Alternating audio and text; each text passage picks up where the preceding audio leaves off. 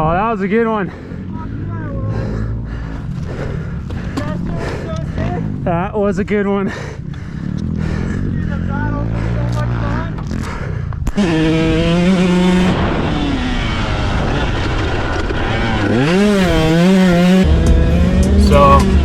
I've had my 125 now for 4 to 6 months, somewhere in there, maybe longer. I don't know. We got it in February. We're coming towards the end of September. So I've got about 26 hours on that thing, and this bike has been the best dirt bike I've ever had. The 2022 Husqvarna TC 125. It's lightweight. It's got a lot of power for how light it is. Yeah, I wish that it had more power. When I first got it, it was like, this thing's sick. It's more than enough. But as I've gotten used to the bike and gotten the most out of the power, there's certain situations where, unfortunately, with all the 450s out there, there's like one jump at Cahuilla, like the center triple. It could be done on this 125, but like as a 34-year-old vet rider, sole provider for my family and my son, like I just can't really be risking coming up short on the triple. So I wish it had a little bit more power. I really did. But with that said, I wouldn't trade my limited power plant, because it's still more than enough power everywhere. You know, I've never found myself wishing that the bike was faster. There's just certain jumps, and it just doesn't have that hit that the 450s have, where it's kind of hard to deal with. But the bike handles so good in the corners. I can lay the thing over and dig it in and just ride the hell out of the bike, where it's so fun. And so, like, if you want to have the fastest lap times out there, like, then the 125 is not probably going to do that, but it might. I mean, you may not have the fastest lap times out there, but like for me, when I review the footage of me riding my 450 versus riding the 125, on the 125, I'm riding that bike to its potential. I've kept the thing bone stock. When I bought my 450, I immediately dropped, you know, a couple G's into that thing, and then the suspension and triple clamp, and like got it all like handling like a dream. And the 125 was light enough where I could just run the thing bone stock. I heard a rumor that Jeff Emig ran his stock. I don't know if that's true, but I ran the thing stock. I still have it stock. What I'm going to do for sure is put a different head pipe on it. I think I'm going to run the stock silencer. I tried running a shorty on there, and it just didn't really I didn't like the way that it changed the power, so I'm going to probably put a Bill's header on there with the stock silencer and see how that affects the power. Beyond that, I plan to buy a 150 cylinder head whenever that thing needs a top end, like when it needs a jug, and if that 125 jug just holds up for the life of it and I don't ever seize the motor, we'll see. Maybe I'll still throw it on there. I don't know if the $1,000 is really going to do it. We'll see, but I'm definitely going to get the suspension down on that thing, and I just haven't really decided where I'm going to go. I've tried out. I don't want to say any names. I've tried out suspension with different companies, and I've had really good results, and I've had really bad results, and I'm not really too sure where I'm going to go with that. But I definitely would like to probably just ideally get some A-kit suspension, but I might end up just buying the Race Tech fork conversion and putting a spring in there, and then getting the thing revalved for me and just combing it and running it, like, you know, a little upgrade on there. But beyond that, I don't really know that I'm going to do too much to the bike. It's been an awesome bike stock. I've still got the stock header on there, which I think is just super ugly. It looks like Squidward's nose. Besides that, the bike is like so rad, man.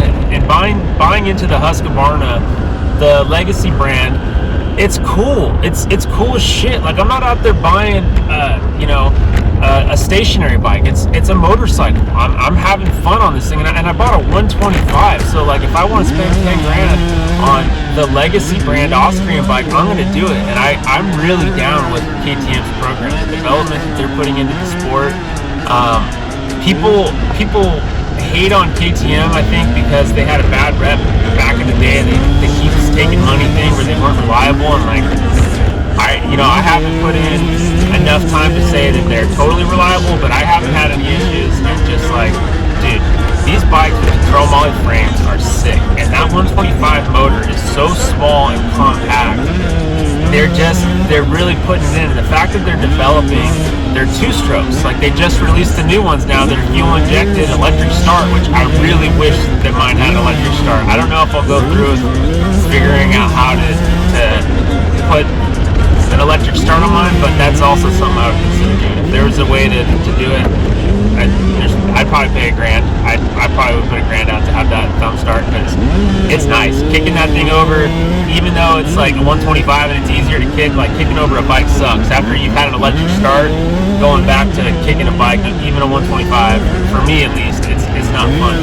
But I kind of went on a tangent of all the different things about the bike, but the bottom line with this thing is it really brought me back into moto like I never have before.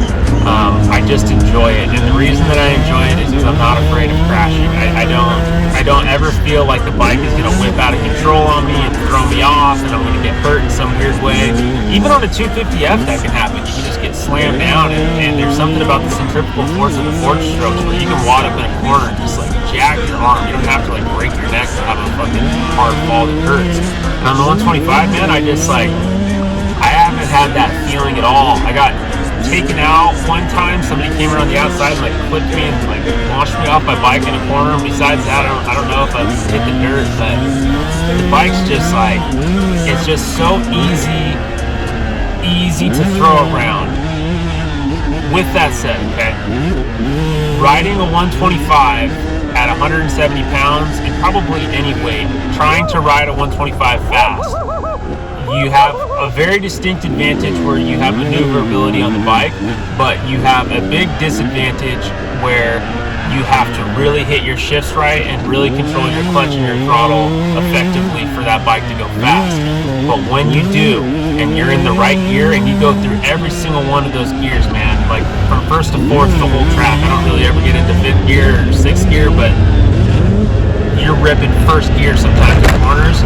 When you get it right and you got that bike singing, there ain't nothing like it, dude. Even because a YZ250, I've rode a lot of YZ250s, and the power band on those things, like you're on it. So when you're ripping, like you're fucking hauling ass on a YZ. But like the 125, it's like you gotta hit your notes, man. It's like playing a guitar. Like you gotta hit that thing. And when you're singing that bike and you get above the dirt and you're floating and you're hauling ass, like that's what it's all about. It's the best feeling. There's no bike that I'd rather corner besides that thing.